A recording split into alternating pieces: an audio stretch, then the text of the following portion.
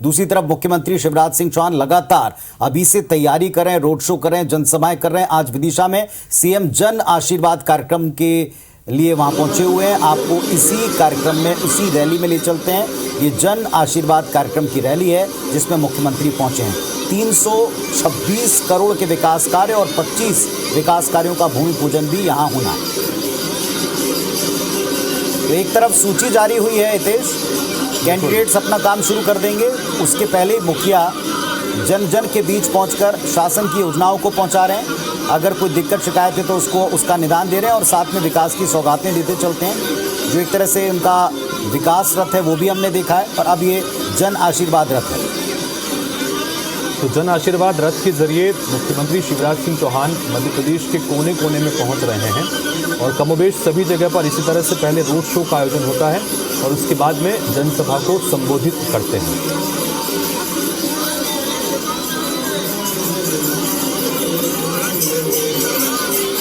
तो मुख्यमंत्री शिवराज सिंह चौहान इस वक्त विदिशा में मौजूद हैं और विदिशा में हजारों की संख्या में लोग उनके इस यात्रा का हिस्सा बने हुए हैं।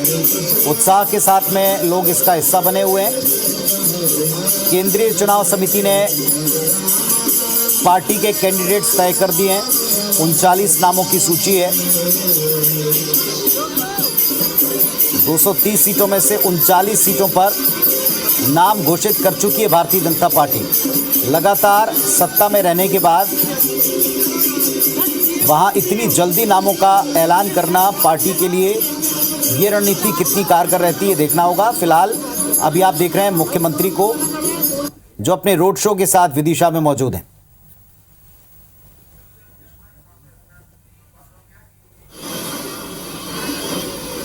तो 25 विकास कार्य हैं जहां विदिशा में पहुंचे हुए हैं। उनका लोकार्पण होगा, भूमि पूजन होगा।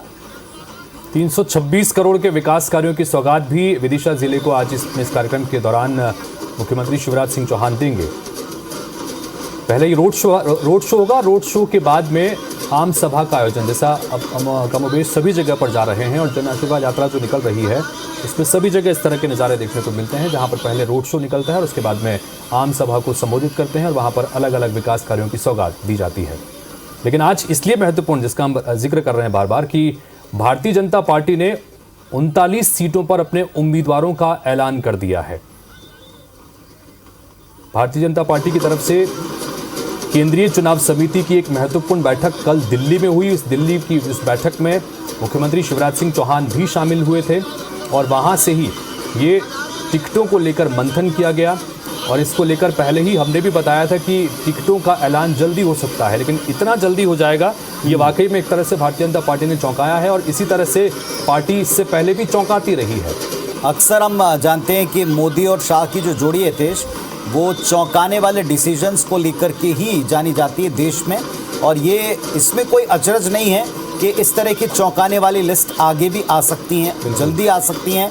लेकिन इम्पैक्ट क्या होगा, असर क्या होगा, क्योंकि मध्य प्रदेश छत्तीसगढ़ दोनों जगह पार्टियां अलग अलग पाले में। मध्य प्रदेश में सत्ता पक्ष में है और वहां एंटी इनकम्बेंसी एक बड़ा फैक्टर मानी जाती है। वहां जहां पार्टी रूलिंग पार्टी हो वहां लोगों की उम्मीदें, अपने खुद के कार्यकर्ताओं की उम्मीदें टूटने के बाद उनका मैनेजमेंट बड़ा होता है। इधर छत्तीसगढ़ में विपक्ष में और लंबे समय तक राज करने के बाद में जिस तरह 14-15 सीटों पर पार्टी को समेटा था कांग्रेस ने, अब की बार वो जो नई लिस्ट लाए हैं और जल्दी लिस्ट लाए हैं उसका कितना असर होगा देखना है। मौजूदा टिकट काटे जाएंगे मध्य प्रदेश में, इसकी चर्चाएं बहुत हैं। लेकिन अभी जितने भी नाम आए हैं उनमें बहुत ज़्यादा ऐसी स्थिति नहीं है। लेकिन जिन चेहरों को अवसर मिला है वो क्या कमाल करेंगे देखना होगा। एक सीट जिसका जिक्र यहाँ पर हम, चूंकि टिकट कटने को लेकर आपने जिक्र किया, गोहद सीट है जहां से रणवीर जाटव का टिकट काटा गया है। रणवीर जाटव ज्योतिरादित्य सिंधिया के समर्थक हैं और उनका टिकट काटा गया है। लेकिन यहीं से एक और सीट है सुमावली, जो इसी ग्वालियर चंबल संभाग की सीट है। यहाँ से इंदल सिंह कंसाना को टिकट दिया गया है क्योंकि सिंधिया के समर्थक है। तो एक समर्थक को टिकट मिला है, एक समर्थक का टिकट कटा है। और गोहद से जिसे मैदान में उतारा गया है वो नाम भी बड़ा महत्वपूर्ण है, लाल सिंह आर्य, जो भारतीय जनता पार्टी की SC मोर्चा के राष्ट्रीय अध्यक्ष भी इस वक्त हैं और छठी बार उन्हें मैदान में भारतीय जनता पार्टी की तरफ से उतारा गया है और गोहद से इस बार उन्हें मैदान में उतारा गया है। बड़ी बात यह कि वर्गों को साधने की पॉलिटिक्स 24 में भी काम आएगी देश, और 2024 के लिहाज से जैसा आपने खुद कहा कि वो एससी मोर्चा में एक बड़ी जिम्मेदारी संभाल रहे हैं, उस जिम्मेदारी के साथ में उन्हें टिकट देना पूरे वर्ग को, पूरे समाज को भी एक मैसेज हो सकता है जो 24 में पार्टी को सपोर्ट करेगा, क्योंकि कांग्रेस ने वर्गों की पॉलिटिक्स को लेकर बीजेपी को जमकर निशाने पर ऑलरेडी लिया हुआ है। तो देखेंगे कि लाल सिंह आर्य समेत जो बाकी के नाम हैं इन पर क्या रिएक्शन समाज से भी आते हैं। आप जिससे लगातार एससी और एसटी जो उम्मीदवार उतारे गए हैं उसके आंकड़े भी लगातार दर्शकों को बता रहे थे। प्रीतम लोधी का भी हमने जिक्र किया, जिस जातिगत समीकरणों की हम बात कर रहे हैं उसी के तहत प्रीतम लोधी भी मैदान में है, क्योंकि लोधी समाज से आते हैं और लोधी समाज का उसके आसपास जो सीटें हैं उन सीटों पर अच्छा खासा दखल है, बड़ा प्रभाव रखते हैं। तो विदिशा पहुंचे हैं आज सीएम शिवराज और कुरुई में उन्होंने रोड शो किया है और लगातार जो दौरा कार्यक्रम जारी है, क्योंकि चुनाव का वक्त और बहुत से सौगातें आज उन्होंने क्षेत्र को दिए हैं, क्षेत्रवासियों को दिए हैं। तो तस्वीरें आप कुछ देर पहले की तस्वीरें आप देखें किस तरीके से यहाँ पर सीएम शिवराज के दौरे में जन सैलाब उमड़ पड़ा। 326 करोड़ के विकास कार्यों की सौगात यहाँ पर आज सीएम शिवराज दे रहे हैं क्षेत्रवासियों को। आज के बाद मिलेगी 25 विकास कार्यों का भूमि पूजन आज मुख्यमंत्री शिवराज सिंह चौहान ने किया है। तो आपको बता दें कुछ देर पहले की तस्वीरें जब सीएम शिवराज लोगों के बीच पहुंचे, रोड शो करते हुए लोगों के बीच पहुंचे, हाथ हिलाकर अभिवादन किया। तो जन आशीर्वाद कार्यक्रम लगातार भाजपा चला रही है। सीएम शिवराज अलग अलग जिलों में जा रहे, विदिशा में आज पहुंचे सीएम शिवराज और करोड़ों की सौगात यहां पर दी है। 326 करोड़ के विकास कार्यों की सौगात आज यहां पर मुख्यमंत्री शिवराज सिंह चौहान ने दी है। 25 विकास कार्यों का भूमि पूजन भी आज उन्होंने किया है। सीएम शिवराज और यहां पर लोगों के बीच हो रहे।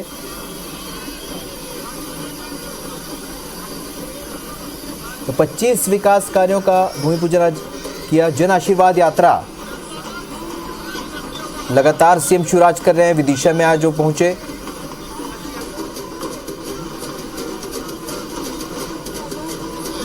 और यहां पर 50 से ज़्यादा स्थानों पर स्वागत किया गया सीएम शिवराज का। बीजेपी के कार्यकर्ताओं ने उनका जोरदार स्वागत किया। बस स्टैंड पर जनसभा को संबोधित उन्होंने किया आपसे कुछ देर पहले।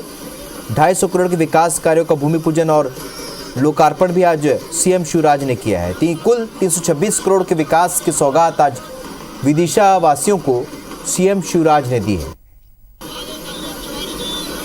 तो जन आशीर्वाद कार्यक्रम के तहत जनता का आशीर्वाद लेने के लिए मुख्यमंत्री शिवराज सिंह चौहान उनके बीच पहुंचे और ये अब से कुछ देर पहले की तस्वीर है जहां कुरुई में उन्होंने रोड शो किया था।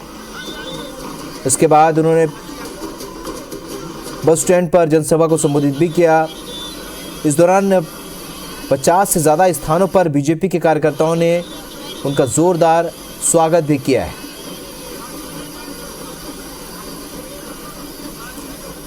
तो आपको बता दें कि सीएम शिवराज लगातार दौरा कार्यक्रम कर रहे हैं और आज भी वो जन आशीर्वाद कार्यक्रम के तहत विदिशा में पहुंचे थे। तो हर ज़िले में कोई ना कोई कार्यक्रम, कोई ना कोई सौगात सीएम शिवराज दे रहे हैं। आज विदिशा वो पहुंचे थे जहां पर उन्होंने जनसभा को भी संबोधित किया था। सरकार की योजनाओं के बारे में बताया, खासतौर पर महिलाओं के लिए जो केंद्रित कार्यक्रम योजनाएं सरकार चला रही हैं उसके बारे में लोगों को जानकारी दी। तो आपको बता दें लाडली लक्ष्मी योजना के बाद लाडली बहना योजना भी सीएम शिवराज ने महिलाओं पर फोकस करके शुरू की, जिसका फ़ायदा हितग्राहियों को भी मिल रहा है। और इस दौरान जनसभा में उन्होंने बताया कि कौन कौन सी योजनाएं सरकार लेकर चल रही हैं और आने वाले समय में अगर सरकार भाजपा की होती तो क्या क्या योजनाएं और शुरू की जाएंगी। ये तमाम विषयों पर भी उन्होंने बातचीत की। लगातार फोकस रहा है। हालांकि अभी चुनावी घोषणा पत्र नहीं आया, लेकिन उसके बाद भी सीएम शिवराज ने सरकार की महत्वपूर्ण योजनाओं के बारे में लोगों को जानकारी दी। 325 करोड़ के विकास कार्यों की सौगात यहाँ पर सीएम शिवराज ने क्षेत्रवासियों को दी है। विदिशा में जन आशीर्वाद कार्यक्रम में आज सीएम शिवराज पहुंचे थे और अब से कुछ देर पहले की तस्वीर आप देख रहे हैं, रोड शो की तस्वीर। तो क्या कुछ कहा है सीएम शिवराज ने इस दौरान, आइए आपको सुनाते हैं।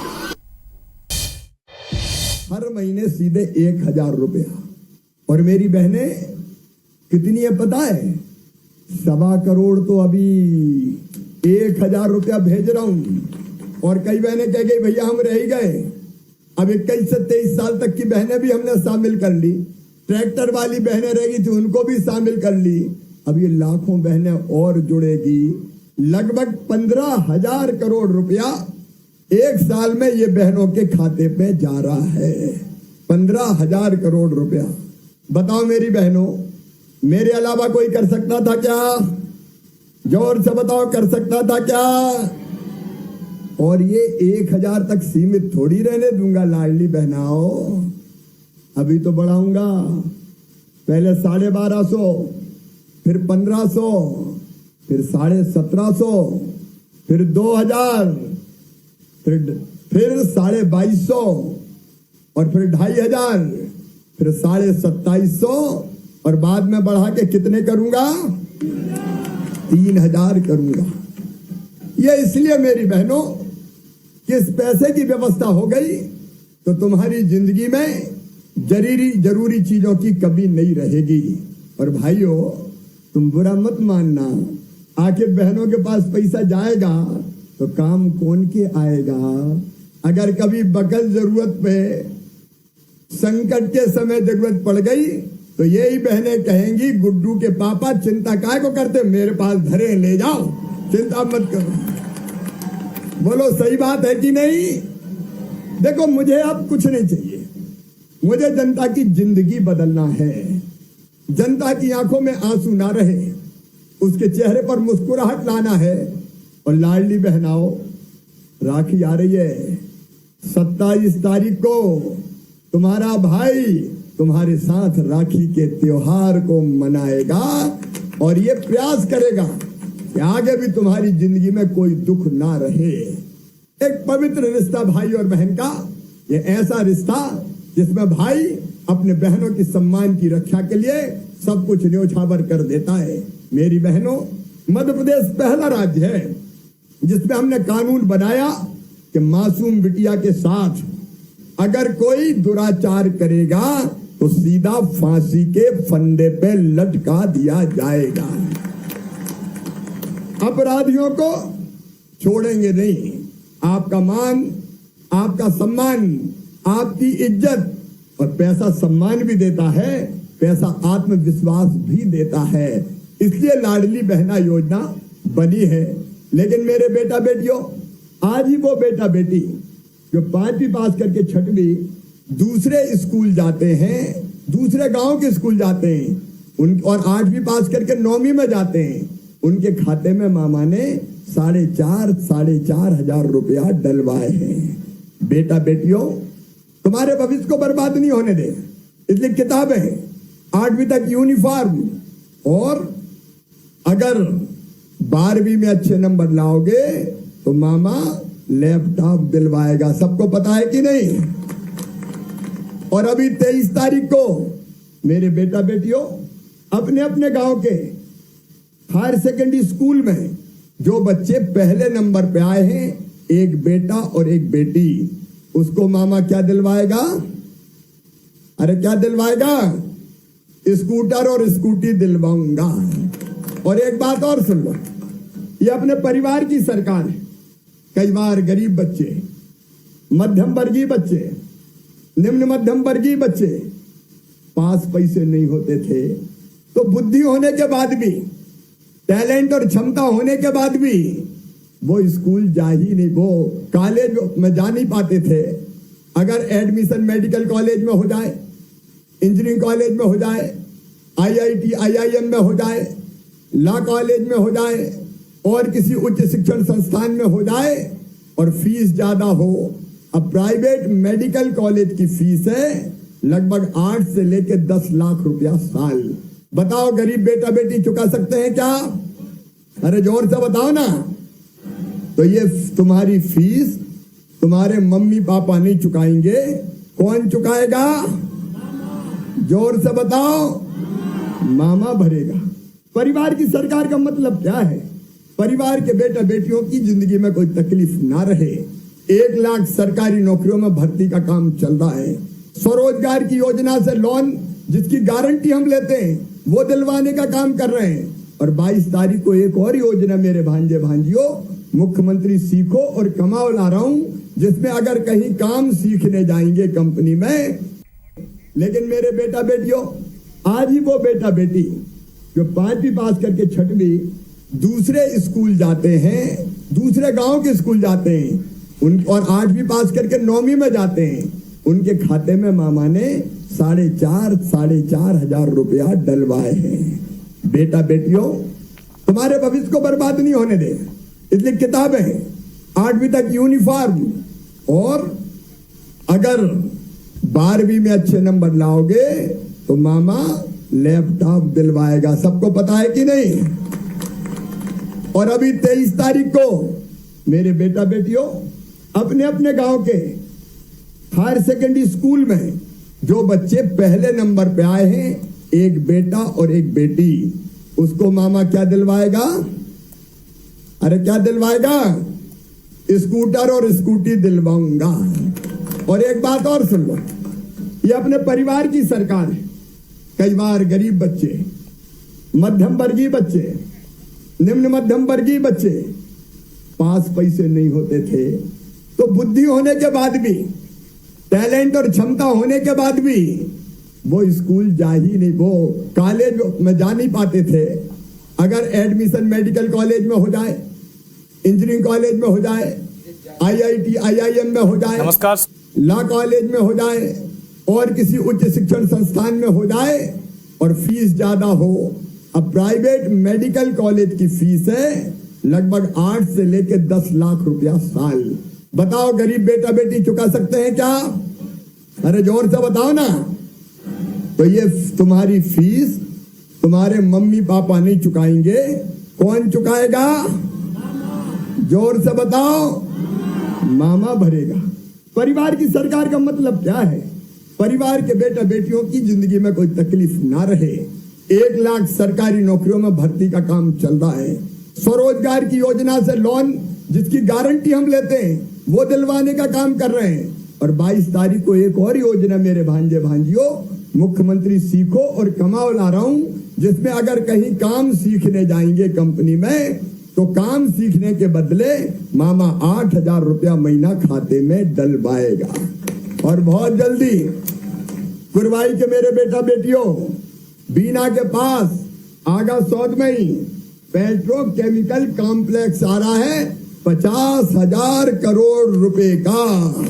50,000 करोड़ रुपए, एक नहीं अनेकों फैक्ट्रियां लगेंगी, इंडस्ट्री लगेगी, और इस क्षेत्र के बेटा बेटियों को ढंग से रोजगार मिलेगा। मेरे किसान भाइयों, ये भारतीय जनता पार्टी की सरकार है।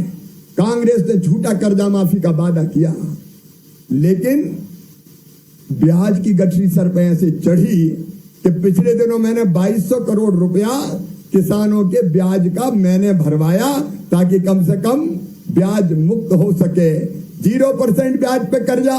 और उसके साथ साथ प्रधानमंत्री जी ने फैसला किया कि कोई किसान हो, छोटा हो बड़ा हो, उसके खाते में हर साल 6,000 रुपया देंगे, 3-3 की किस्त 2-2 हजार की। तो मेरे दिल ने भी कहा, शिवराज PM 6,000 दे रहे हैं, तू भी तो कुछ दे। तो मैंने तय किया 4,000 का, लेकिन अब 4,000 भी बढ़ा के 6,000 रुपया कर दिए हैं। पहले 2,000 PM के आएंगे, फिर 2,000 CM के आएंगे, फिर 2,000 PM के, फिर 2,000 CM के, फिर 2,000 PM के, फिर 2,000 CM के। साल में 12,000 रुपया छोटे से छोटे किसान के खाते में आएगा। और लाडली बहना अगर घर में है तो 1,000 रुपया बहन का आएगा। और एक परिवार में 3 अगर बहू है तो 3,000 बहना के और 3,000 भैया के, मिलके 6,000 हो जाएंगे। और घर में लाडली लक्ष्मी अगर बेटी है और वो कॉलेज में जा रही है तो 12,500 रुपया उस बिटिया को दिलवाऊंगा। और एक बात सुन लो कुरबाई वालों, 15 अगस्त के दिन मैंने संकल्प लिया है कि आयुष्मान भारत योजना, देखो गरीब को क्या चाहिए, सबसे पहली चीज है रोटी। प्रधानमंत्री जी गरीब कल्याण योजना के अंतर्गत फ्री में राशन देने का काम करते हैं। इसके बाद चाहिए धरती रहने के लिए। सुन लेना, ये शिव संकल्प है कि मध्य प्रदेश की धरती पर किसी गरीब को बिना जमीन के नहीं रहने दूंगा। रहने की जमीन का मालिक हर एक गरीब होगा। सबके पास रहने की जमीन होना चाहिए कि नहीं? जोर से बताओ, होना चाहिए कि नहीं? और इसलिए 1,22,000 पट्टे अभी दिए, कई बच गए, सूची फिर से बनेगी, सबको पट्टे दूंगा और जरूरत कहीं पड़ी तो जमीन खरीद के भी पट्टे दे दूंगा, लेकिन बिना जमीन के नहीं छोड़ूंगा किसी को। और दूसरी चीज, उस पर मकान बने। प्रधानमंत्री जी के हम आभारी हैं। प्रधानमंत्री आवास योजना चलती है, लेकिन कई नाम प्रधानमंत्री आवास योजना में नहीं है, आवास प्लस में रह गए। और इसलिए एक मुख्यमंत्री जन आवास योजना बना रहा हूं, जल्दी सर्वे करवाऊंगा। जो नाम उधर छूट गए हैं वो सीएम आवास योजना में जुड़वा के तुम्हारे मकान भी गरीब बहनों और भाइयों दोनों योजना के अंतर्गत मिलेंगे। इलाज के लिए मेरे बहनों और भाइयों, बीमार हो जाए तो इलाज बड़ी समस्या होती है। एक सदस्य बीमार हो जाए तो पूरे परिवार पे संकट टूट पड़ता है। जो आयुष्मान भारत योजना है, जिसमें 5 लाख रुपए तक का इलाज फ्री में देने की व्यवस्था है, अब उसका कवरेज हम बढ़ा रहे हैं। अब ऐसे सभी भाई बहन जो इनकम टैक्स नहीं देते और अन्य किसी योजना में जिनका इलाज नहीं होता, उन सब के नाम इलाज की आयुष्मान भारत योजना में जोड़े जाएंगे, ताकि बीमारी के समय किसी के ऊपर संकट ना रहे। बहनों की व्यवस्था, भाइयों की व्यवस्था, बुजुर्गों, तीर्थ करने की इच्छा सबकी होती है, इसलिए मैंने मुख्यमंत्री तीर्थ दर्शन योजना बनाई। लेकिन दूसरी सरकार बीच में आ गई कमलनाथ जी की, उनने योजना ही बंद कर दी। अब हमने योजना फिर चालू की है, लेकिन केवल रेल से नहीं, अब हवाई जहाज से भी तीर्थ करवाने ले जाऊंगा। बताओ, गरीब को भी हवाई जहाज में जाना चाहिए कि नहीं?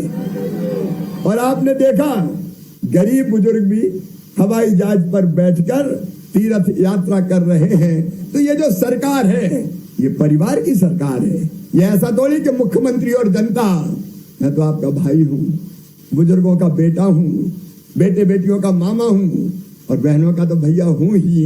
और इसलिए मिलके तुम्हारे कष्ट दूर करना है। लेकिन हमारे विरोधी कांग्रेस के मित्र बड़े परेशान हैं। आजकल देखो सोशल मीडिया पे वो मुझे गाली देते रहते हैं। उनको लगता है ये दुबला पतला 1.5 हड्डी का कब से मुख्यमंत्री बना बैठा है, इसको कैसे हटाएं, और इसलिए गालियां देते हैं, आरोप लगाते हैं। उन सब से मेरा कहना है कि देखो भाई, तुम चाहे कुछ भी कर लो, मेरा जन्म ही हुआ है मध्य प्रदेश की जनता के कल्याण के लिए, वो तो मैं करके जाऊंगा। और इसलिए एक तरफ विकास के काम, दूसरी तरफ प्राणों से प्यारी जनता के कल्याण के काम, दोनों काम करते हुए मैं आगे बढ़ूंगा और प्रधानमंत्री जी के मार्गदर्शन में अपने मध्य प्रदेश को नंबर 1 का राज्य बनाऊंगा। मेरे पास समय ज्यादा नहीं है मेरे बहनों और भाइयों, लेकिन मैं अकेला नहीं करूंगा। इसके लिए मुझे आप सबका सहयोग चाहिए। परिवार की सरकार है, तो बताओ भाई का साथ देना चाहिए कि नहीं? अरे जोर से बोले, सब देना चाहिए कि नहीं? मामा का साथ देना चाहिए कि नहीं? बेटे का साथ देना चाहिए कि नहीं? भारतीय जनता पार्टी का साथ देना चाहिए कि नहीं? तो मैं आज अपील करता हूं, कुरबाई की सड़कों पर उमड़े हुए जनसमुद्र से हमारे विरोधी कई तरह की चालें चलेंगे, कई तरह के षड्यंत्र करेंगे, लेकिन आप सब अपने भाई के साथ चलें, मामा के साथ चलें, मोदी जी के साथ चलें और फिर से भारतीय जनता पार्टी की सरकार बनाएं, ताकि योजनाएं कोई चालू रहेंगी क्या? न लाडली रहेगी, न बहना रहेगी।